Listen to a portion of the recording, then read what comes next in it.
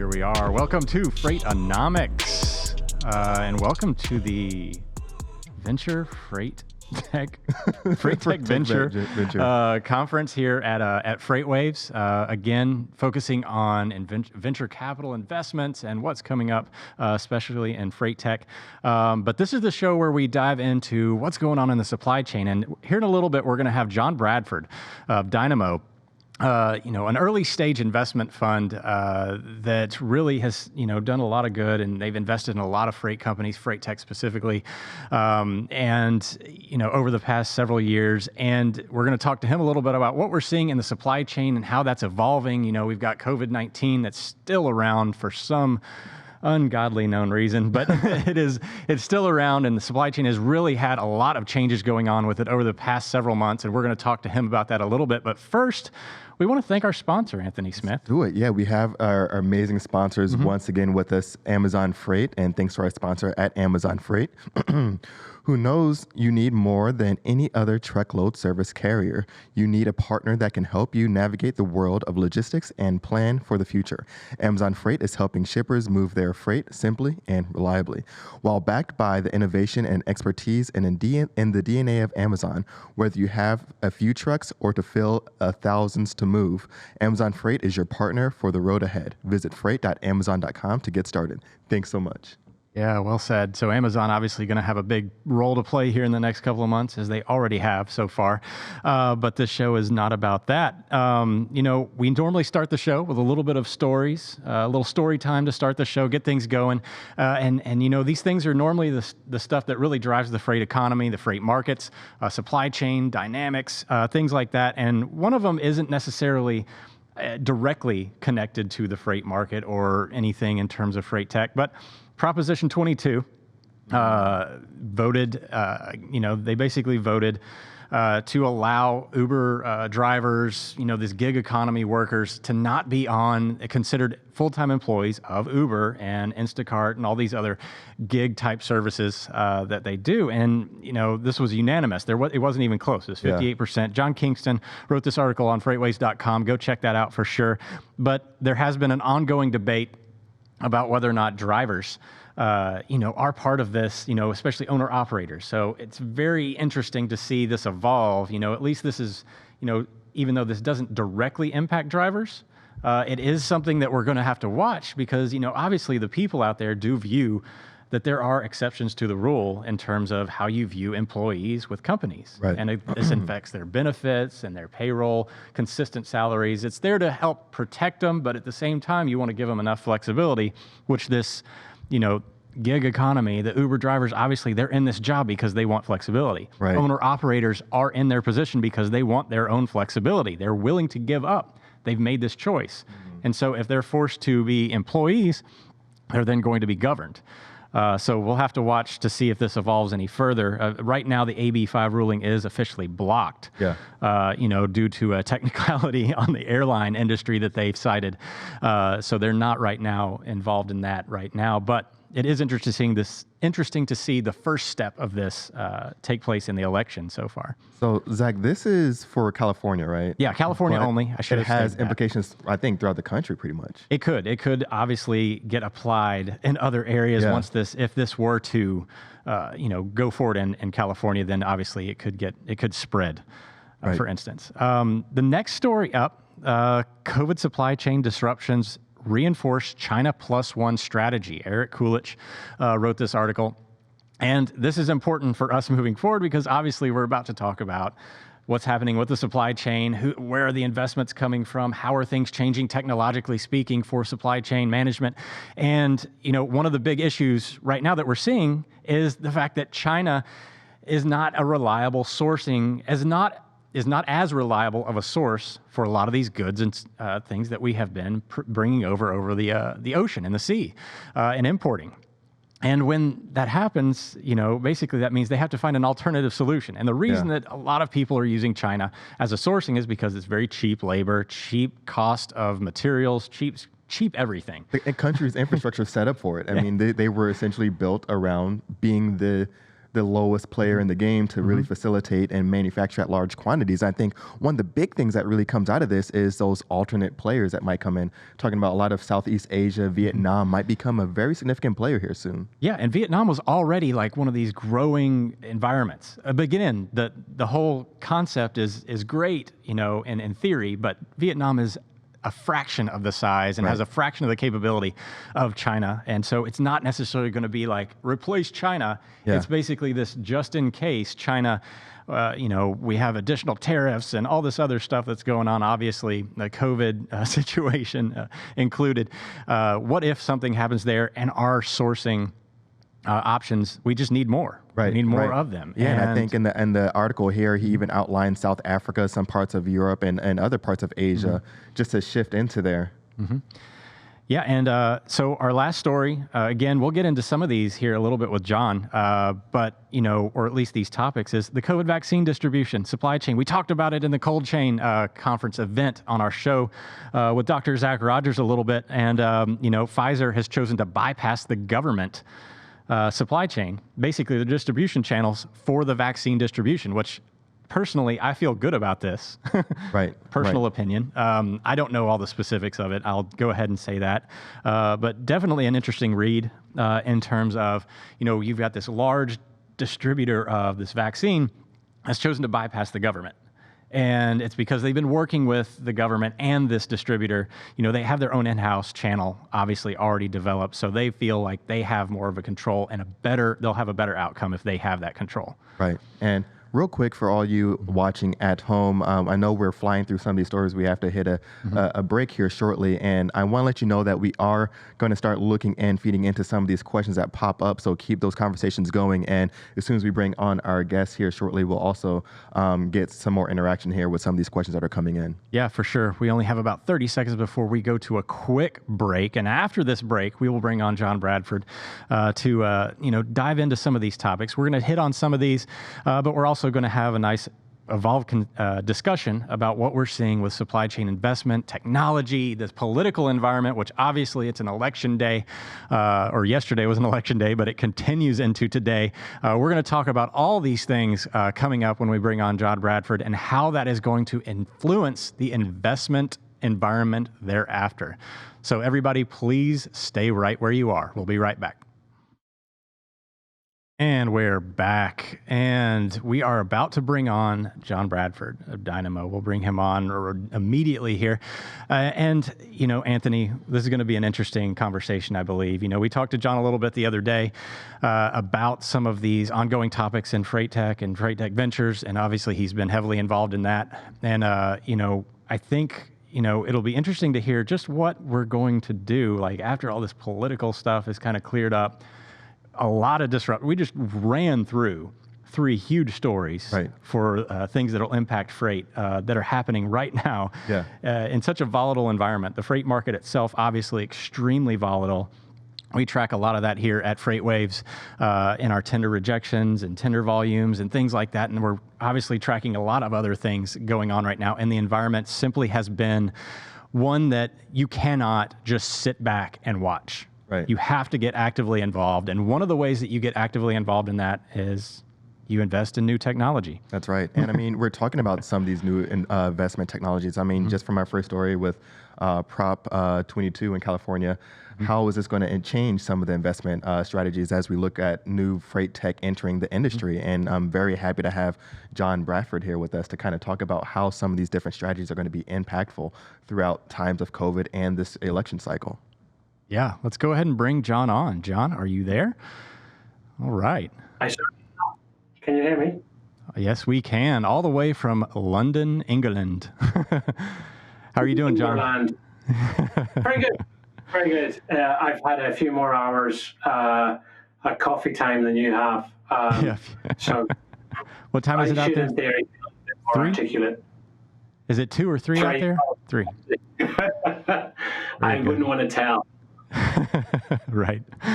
Yeah, so you're wide awake and ready to go. So let's go ahead and dive right into our discussion today. So, obviously, you've been heavily involved in venture capital for the last several years, and specifically around, technology and freight tech and things like that. What have you noticed here over the last, Yeah. What have you noticed here over the last, several months? Obviously, COVID has had a huge impact to investment strategies. Have you noticed anything changing specifically that has been related to COVID? Yeah, I mean, probably a quick description of what does 2020 look like. Everybody started the start of the year bullish, and then suddenly 8 weeks in, the world seemed to come to an end.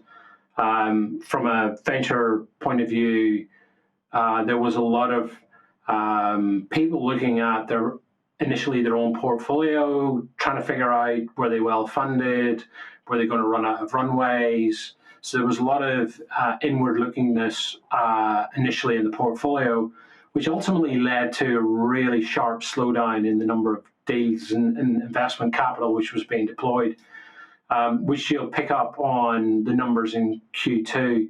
What was interesting is as people shifted, initially from focusing on their own portfolio to two, actually suddenly being thinking about investments in this little square, so to speak, as I described, versus sitting in a nice, comfortable boardroom. That took a bit of time for people to adjust to. Definitely have found that Q3 has picked up, and actually what's really interesting is not only are the numbers, if you look at Q3 cumulatively in 2019 and Q3 cumulatively in 2020, actually it's about the same amount of capital which has been deployed, part one. Part two, actually what's also interesting is the value of the deal sizes have gone up. So that basically means, therefore, the number of deals have slightly come down, but the valuations have also gone up. So it's kind of not what anybody predicted in early 2020 as we went into lockdown. Yeah. So, this late round investment cycle, why do you think that we're seeing like such an expansion in that? Why is that why is that such a more comfortable investment now? I think, lots of people talk about recovery letter types. So is there a V shape or a K, a U shape or an M shape or whatever, W shape? The one I come across, which actually I think is more interesting, is what they call a K-shaped recovery, which basically means that certain things are going to trend down and certain things are going to trend up.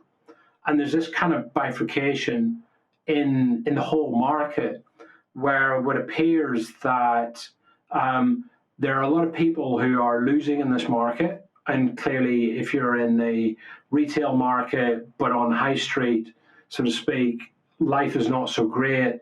But if you're an e-com or supply chain, kind of clearly you're playing into with the wind on your back. So for those that are genuinely winners in a space, it narrows the number of opportunities for some of this capital to be deployed. And so therefore, actually, you're finding that those rounds are pretty significant. You can see clearly Instacart has clearly benefited massively over the last 6 months. And Jon, you just mentioned in there, talking about the supply chain in particularly, have you seen a different appetite for investment within the supply chain since the onset of COVID? I think my honest answer is for those that are out there and benefiting from the tailwinds, which we're currently seeing in the market, it's clearly much easier to raise money. We've seen that across our portfolio and a number of other opportunities. I also think it's actually a moment similar to what happened in 2007, 2008 with the financial crisis, which is it's suddenly shone the light on the market and demonstrated the size of the opportunities which existed in it. So I actually partly see those that are in the market benefit, but I actually see like a rejuvenation of this market and actually an increasing appetite in it. So as I regularly say, 12 months ago, nobody in investment really cared for supply chain. If you talk about it today, everybody cares about it. So when you open newspapers and you can see it on the front pages, then clearly it's brought to the attention of lots of different people. Are there any specific segments of the supply chain that you're seeing, especially in transportation? Anything that you're seeing out there that really grabs your attention as something that people are really driving towards right now? Obviously we were part of that venture capital day back in the day, and Yeah. we obviously noticed really early on. Craig Fuller obviously noticed really early on. There's a thirst for information in the transportation space, especially around information, or concerning it. We obviously specialize in that now. Are there any other areas of the supply chain that you see that starting to develop and grow? Yeah, I mean, the way I would articulate what you've described around FreightWaves is increased visibility and transparency around supply chain. So the thing which has come out over the last 6 months is a lot of shippers have suddenly gone, I really don't know where things are in my supply chain. And so getting greater visibility across that, I think, has definitely blown up. We've seen that across the board. The other couple of areas that we would probably lean into is definitely robotics and micro fulfillment, nano fulfillment centers has definitely blown up. Kind of that last mile element has definitely got really, really hot. Over the road type things is definitely a market. And part of that's just because, and we've worked with a number of shippers over the last few months that basically said the spike that they saw earlier in the year was as big, if not bigger, than they have ever encountered in their life. And so you kind of have this weird dynamic in 2020, which is we're going to have two Q4s. We sort of had a Q4 and Q2, and now we're just about to head into another Q4. And nobody knows whether it's going to be bigger or smaller, but it's definitely putting massive strain in the market. Yeah, no doubt. There's definitely been I don't know if we're out of the peak, by looking at the data. It looks like we kind of entered a peak and we just kind of stayed on it. Yeah, yeah, and I think John just hit a really big point there not too long ago. Was talking about that visibility, and Yep. I think that's really been the name of the game, especially with us here at FreightWaves, is just getting more visibility into the supply chain, especially with that final mile, as he just mentioned. Yeah, final mile has been obviously a growing sector of concern over the last year for sure. Do you see any other type of changes? Maybe some of these, these developed companies, have they changed their investment, strategies here in 2020? Yeah, one of the things which has been really interesting was there was a meme which went around earlier in the year which described what is currently driving your digital innovation strategy. Is it your CEO? Is it your CTO? Is it COVID-19? And effectively, what we're seeing is where historically people and legacy organizations had on-prem solutions, suddenly when everybody's kind of forced to work from home, all of those systems don't look so smart when you're not sitting at your own desk in front of your own computer. And so what we've seen is a massive shift towards cloud compute capability and being able to access solutions from outside of the office itself. Coming back to what Craig was saying earlier, it's also suddenly shifted, which is when you don't have to be in the office, we're seeing a broad number of people working from other locations which they wouldn't ordinarily have done, whether that's close to their home or in a family house, or they just kind of relocated to another part of the country because it's just a much more civilized part of the world to move to.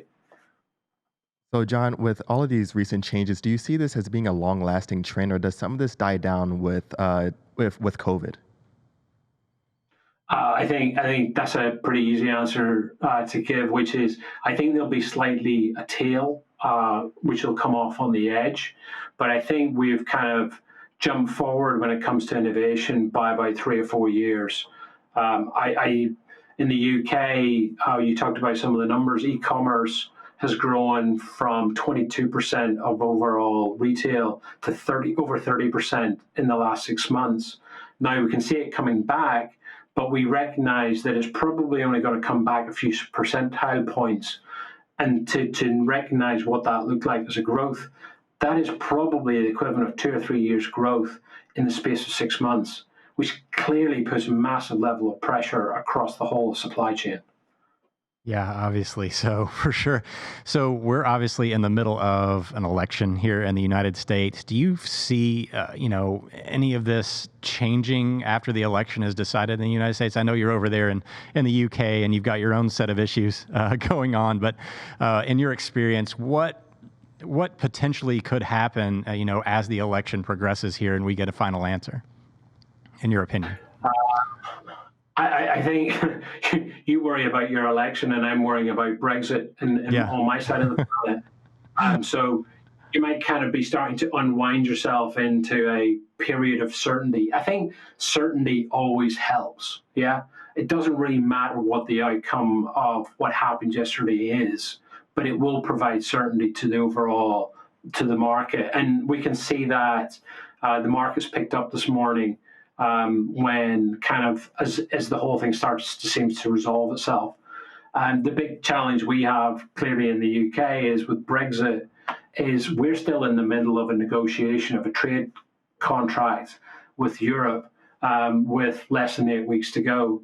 And if we don't hit that contract, we go on to World Trade Organization rules. And there are only two other countries in the world that do that, and one's North Korea, one's Venezuela. Not necessarily a club the United Kingdom probably want to join. Not the poster children for social awareness there, are they? No, and not necessarily naturally large exporters. Right. Well, thank you so much, Jon, for joining us here today and your insights. We're running up on time. We're about to kick over to a fuller speed ahead, where Craig talks to the Stutter Law Firm. Stay tuned for that for sure. And Jon, again, thank you again for joining us all the way across the pond there in the UK. And thank you again for watching.